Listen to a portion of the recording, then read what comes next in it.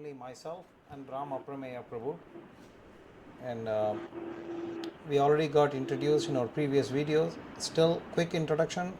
Both of us were from software background, and following the instructions of our spiritual master and desire of our spiritual master, and for the purpose of propagating Krishna consciousness movement and its Vedic culture, and its from a traditional perspective, we both have moved to a particular profession, so to speak, taking up a Brahmanical life.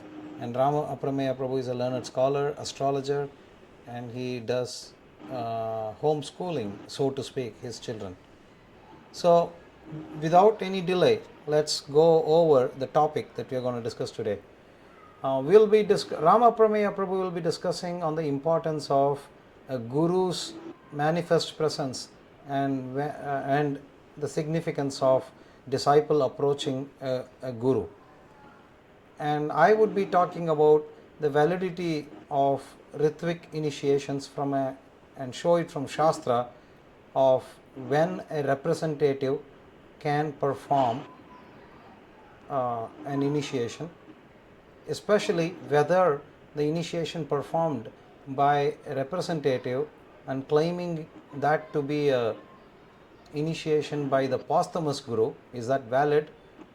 If it is not valid, which Shastra is showing that validity? We'll discuss that. So I'll let Rama Aprameya Prabhu, start the talk here. Yeah, so we discussed about the July letter of Srila Prabhupada and other details. There is a need to dwell a little bit on the technical aspects of Guru-Shishya relationship, the relationship between a Guru and a disciple. Then these things will be more clear. So what is the essence of a Guru-disciple relationship? It is, as Prabhupada emphasized time and again, what the disciple hears from his Guru. The message is important. That makes it, that brings the change. So, Sripad Madhvacarya, in his commentary on the Brahma-sutras, Sutra 3.3.44, he presented this argument that Shravanam is very important in a guru-disciple relationship, and he gives the example of Satyakama Jabala. It is well known that this Satyakama, he was the son of a prostitute, but when he approached Gautama Rishi for discipleship, then Gautama Rishi asked about his Gotra, and he did not lie. He told about his background, and Gautama Rishi said, because you did not lie, you are a Brahmana, so I will initiate you, please bring the wood for the yajna. As soon as he got initiated, he was left into the forest with cows for grazing, because cow service is the first thing that's given in Gurukula. And he learnt 4 different aspects of Parabrahma, the absolute truth, from 4 different entities. First, 1/4 was learnt from a bull, next was learnt from fire, third from swan, and fourth from a waterfowl. So after learning all the different aspects from each of these, he could have thought that, okay, I have developed knowledge about Parabrahman, what else is there to study? But no, he went back to his guru, Gautama Rishi, and he presented all that he had learned to him, and he reheard the same thing from him. So Madhvacarya gives this Shruti Vakya, gives this Shruti example to confirm that although a disciple will be learned, although a disciple may be learned or has got information and knowledge from other sources, it is still necessary that he has to hear the same from his Guru, and that Shravana is going to give him the complete result of that knowledge. So here it's clear that Gautama Rishi was on a lesser level of knowledge than the other sources, because he did not know about Parabrahma. But still, all the disciple was knowing more. He still had to approach the Guru and rehear the same thing. So the Ritvik idea that no, we will just study Prabhupada books and get all the knowledge, the benefit of Shravana is not got without that. So that is why the process of Shravana has to be mandatorily performed to get the complete result of it. It is also indicated in the Srimad Bhagavatam, 4th canto, 12th chapter, text number 33, wherein Dhruva Maharaj is going back to Godhead. So there Prabhupada mentions in the purport that Shiksha Guru or Diksha Guru, who has a disciple who strongly executes devotional service like Dhruva Maharaj, can carry the spiritual master themselves also. Although Suniti, as an instructor of Dhruv Maharaj, she could just say that please go to the forest and perform austerities, but she got all the benefit by her disciples performing serious austerities. So even a disciple can elevate the guru. That is what is mentioned here. So the process of Shravanam should not be given up, irrespective of the present idea that no, only when there is a Paramahamsa spiritual master, that is when we will do Shravana. Maybe it has some connection with the idea that there are prophets who were 100% perfect, and from there we expect that if somebody is a prophet, he should be like that. So maybe it's coming from that. But the idea that no, he has to be so and so perfect, and because the followers of Prabhupada are not so and so perfect, that is where we reject them and directly take initiation from Prabhupada. That is not supported by the Madhvacarya's Anuvyakhyana here. The next point that I wanted to emphasize was, okay, you said Shravanam is important. Why don't we do Shravanam from tapes? We have recordings in today's world. We can hear them and the problem is solved. Okay, definitely Shravana from tapes can be done, but then there is one more thing that is has to be done extra. The Bhashya on Brahma-sutra 3.3.44, Madhvacarya says not just Shravana, but he says Shravana Adi. Shravana Adi should be done under a guru. Shravana Adi means Shravana Manana Nidhi Dhyasana. Hearing, contemplating on that, and practically applying it in our lives. So these are the three things that have to come together. Now, what Madhvacharya emphasizes is that, okay, Manana Nidhyasana disciple can do when he is alone. No. When a spiritual master gives instructions, he should present it so logically that the logical things he has to meditate on once he goes back. And then for personal application, any of the guidance of spiritual master is required. So all along, personal guidance of spiritual master is necessary. There is no discounting of that. So these things may not happen to a complete degree when we are hearing the tapes. So there is no question, there is no discounting of personal guidance from a spiritual master. And the most important thing is that even if that is somehow there, but where is the Guru Prasada? Satisfaction of the spiritual master. So the satisfaction of the spiritual master is mandatory for spiritual life. And that can happen when there is a personal service to the spiritual master. So considering all these things, there is no way that the physical manifest presence of the spiritual master can be avoided. So that is the point. So where are we at now? See, our situation is that we are on one hand assuming that, okay, I have got initiation from Prabhupada. That is first assumption. We are not sure whether Prabhupada has accepted or not. Second thing is, I get so and so name. Okay, Giri Govardhan Das, Gaur Gopal Das, Govind Das, whatever names we get. So the second assumption is that Prabhupada has accepted the names that are given to us. Now the third thing is Prabhupada has accepted our services. And the fourth thing is Prabhupada is satisfied with us. So many assumptions we are doing on the path of devotional service. In the language of Nyaya, this is called Kalpana Gauram. Kalpana Gauravam means we are not sure at any stage whether whatever we have assumed is right or no. A sane man would not take such risks for his spiritual advancement. He would consider that no, all these are too many imaginations. Better to follow a systematic, defined protocol, a proper system that's going on since thousands of years. That is where these technical details. Have to be got into. Yes, Prabhuji, you would like to add something on this? Yeah, I had a question. Actually, normally what happens is that the Purva Paksha says Wapu is less important than Vani. This is a clear concoction. They think they are superior than Madhvacharya and Vedanta Sutra. Vedanta Sutra says Wapu and Vani are required. Not just, so this is like Vani is more important. I saw the other day a video by ISKM, a lengthy video. It's a senior most disciple, devotee coming out and putting, he started picking out every single place in Veda base or whatever. He used the tool Veda base and he started pulling out every single place where Prabhupada says Vani is more important than Vapu, even if I am not there. I mean, it's like they pull records here and there and haphazardly and make up they make a mold out of it. Like Ekalavya, on his own, he pulled the Dhanurvidya from Dronacharya and he made a Dronacharya Vigraha and saying this Vigraha is my. So this is like pulling Prabhupada teachings haphazardly, whatever suits me, and making a Vigraha or a kind of framework around it and using it to satisfy my desire. It's not Guru Prasada, it is Sishya Prasada. Because I have an idea how to please Prabhupada. I don't care whether Prabhupada really likes this method that I'm employing.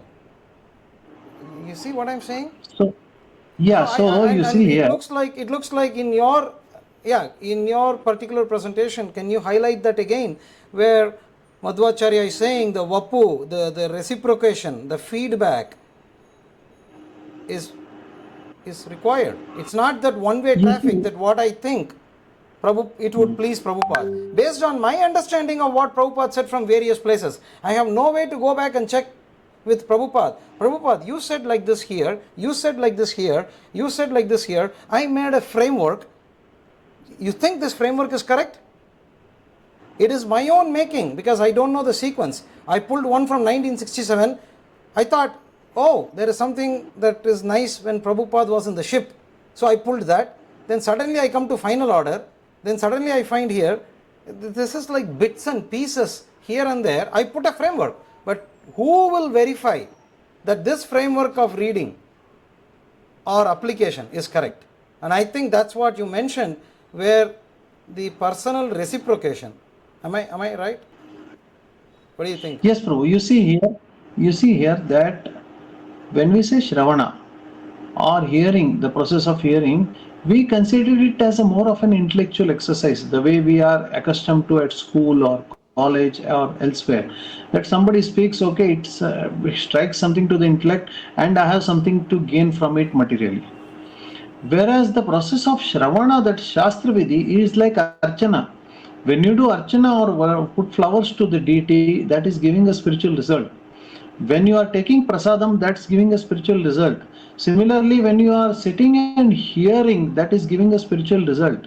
So, even if that speaker is not on the Paramahamsa level, because the message is Aparushya, Veda mantras, or the Veda Dhvani that is coming up from the mouth of the Guru, that has its own results. So, it should be considered more of a spiritual activity similar to Archanam. So, in that context, now let's analyze what Madhvacarya is saying here.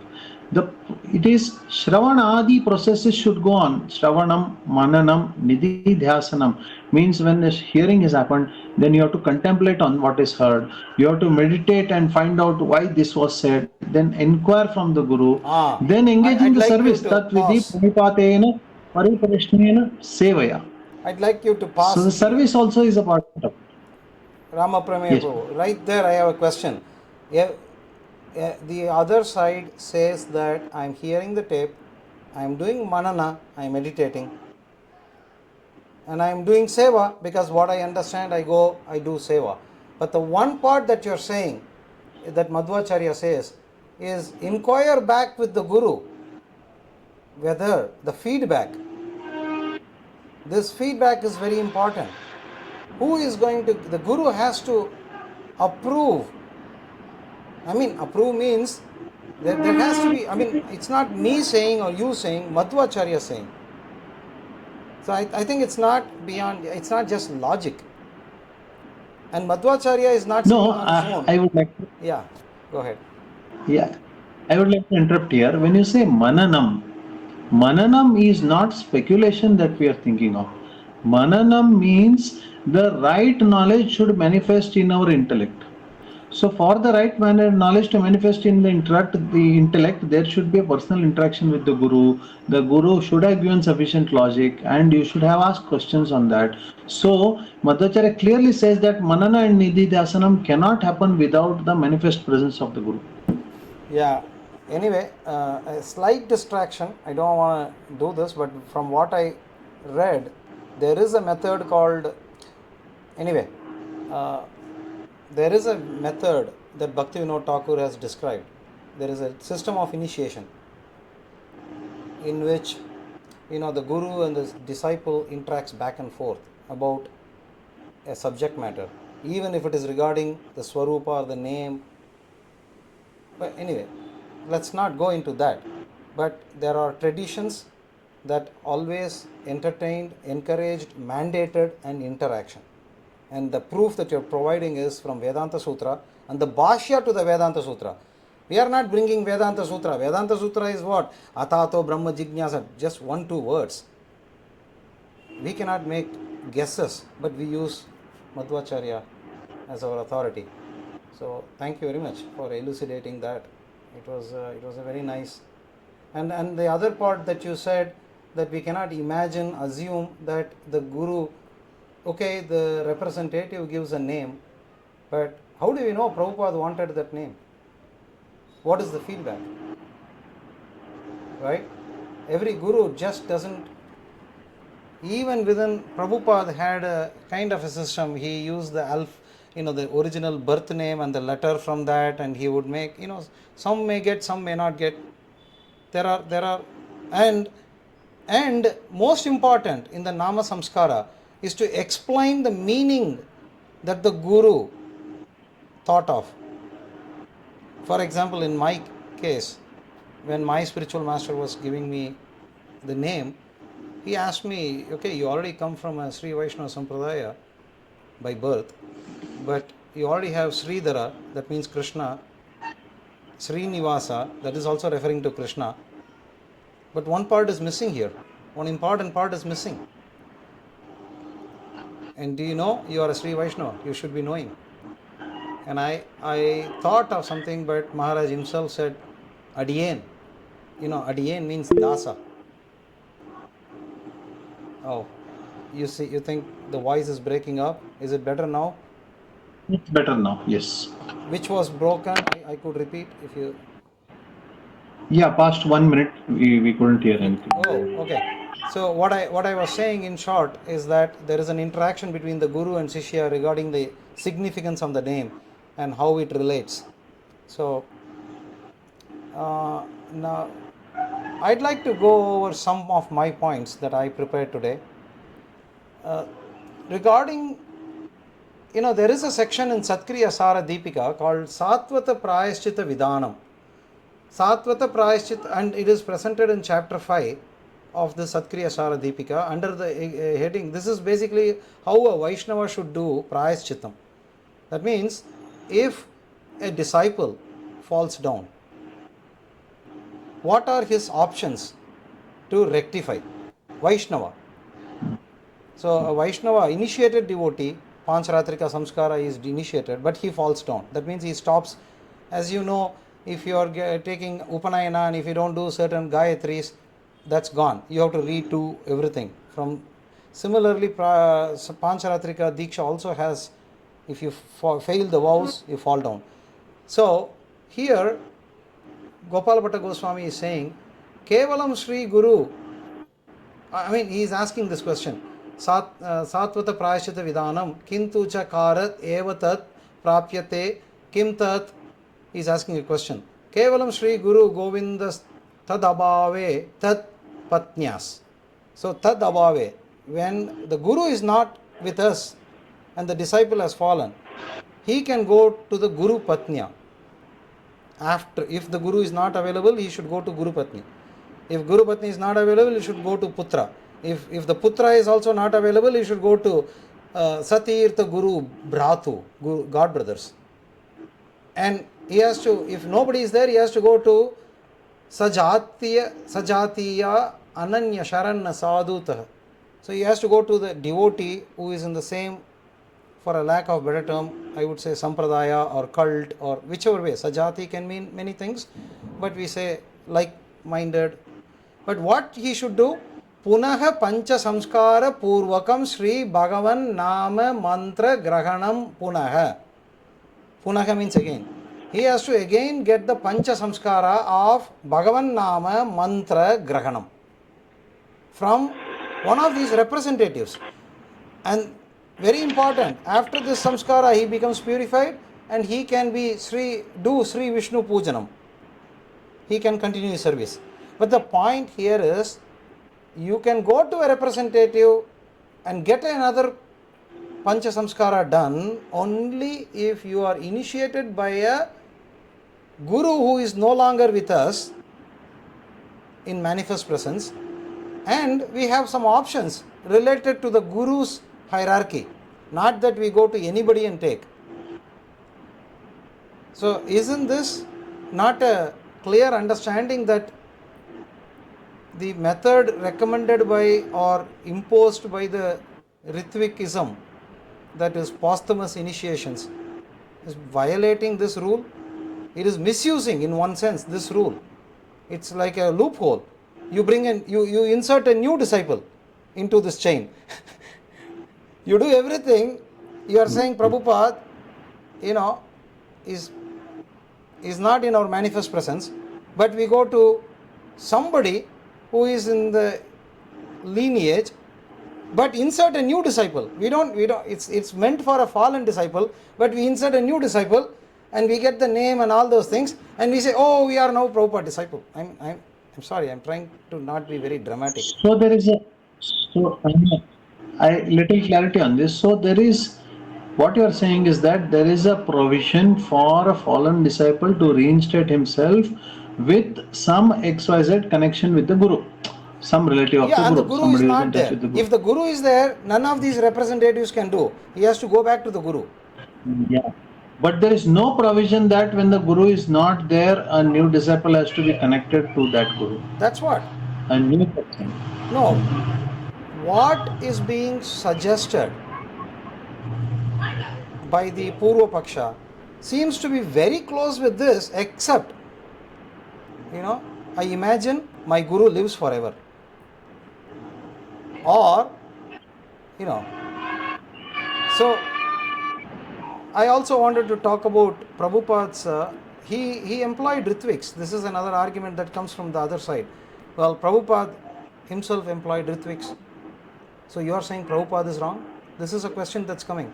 But we see another injunction from Shastra that supports Prabhupada's method.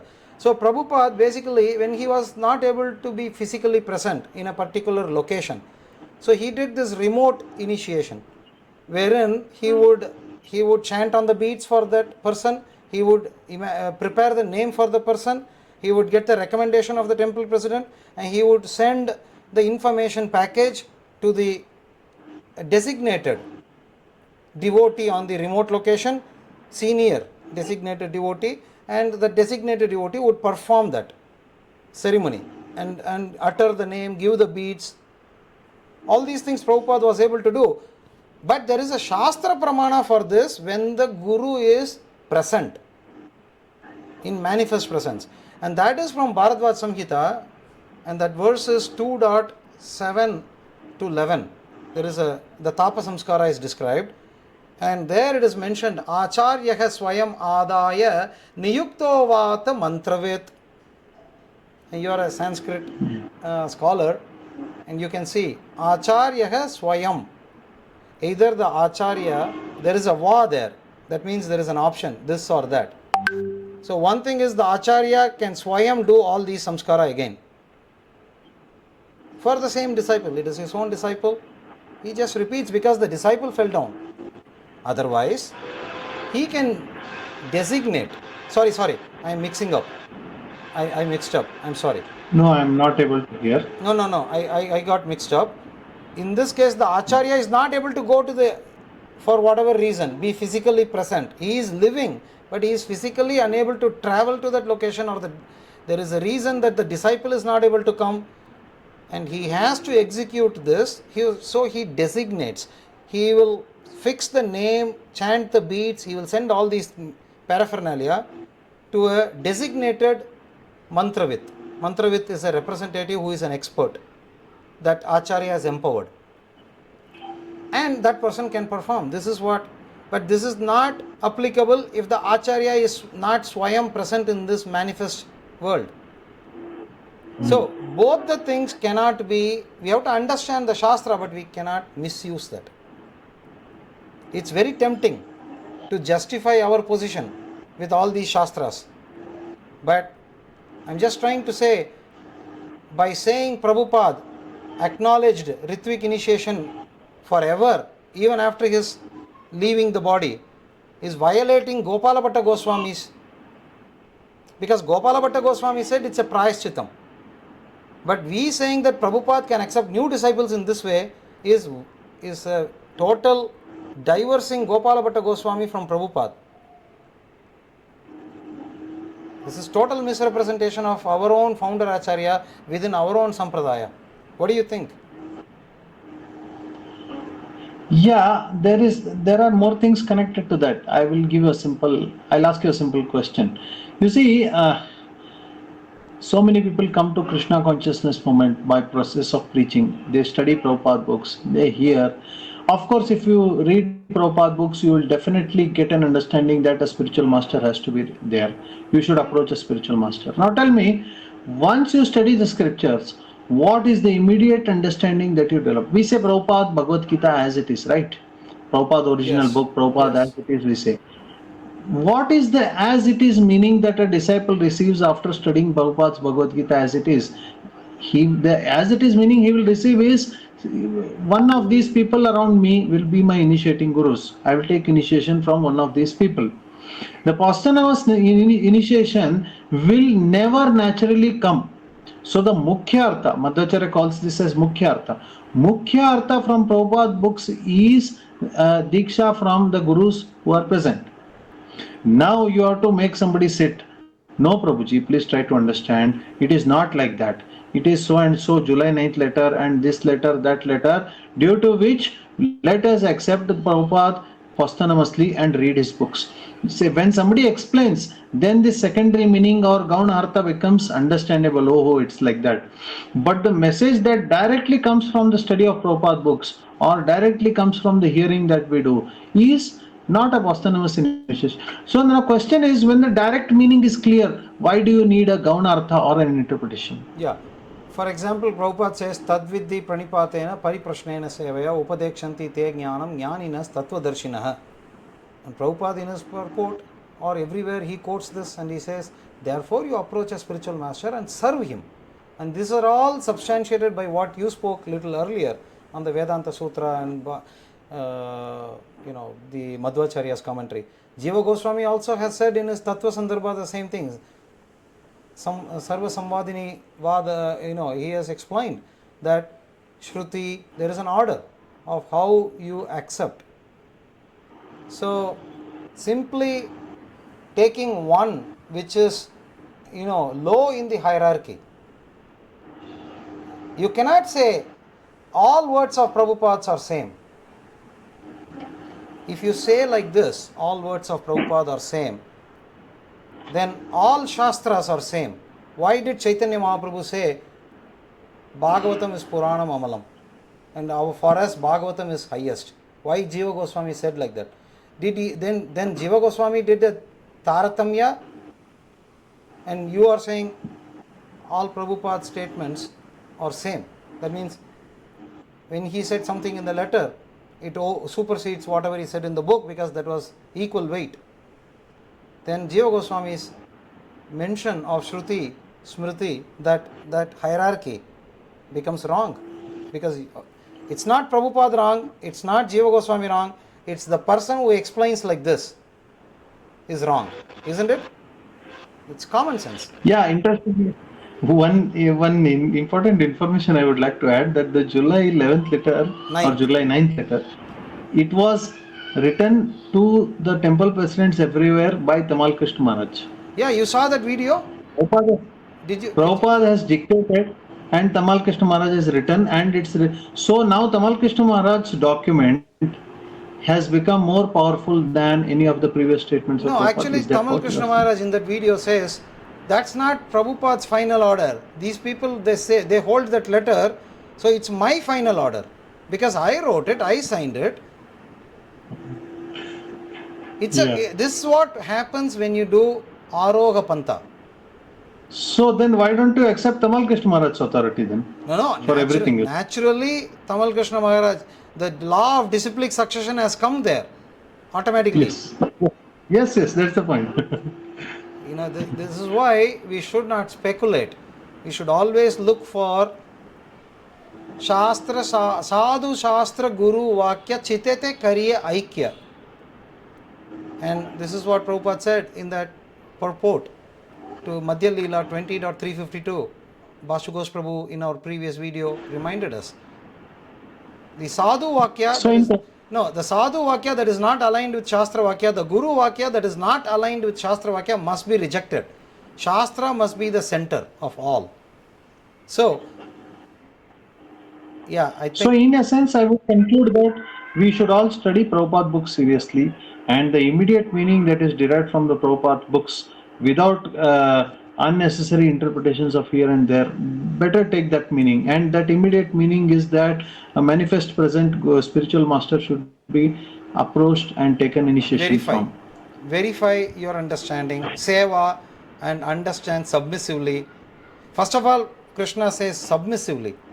So we have to Hmm. accept that I don't know, you help me. And the moment you say these statements, that person, whoever helps you, becomes the guru actually.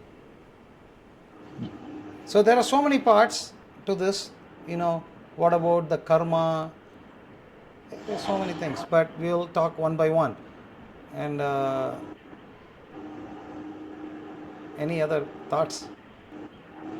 I'd like to make one comment and see that as an idea for the next video.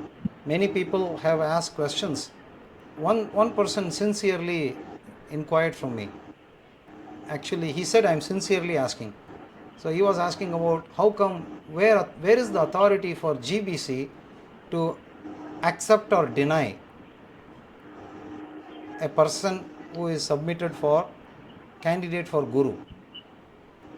And there was the contrary to this question is GBC doesn't have authority to rubber stamp. Oh, you are right in speaking now.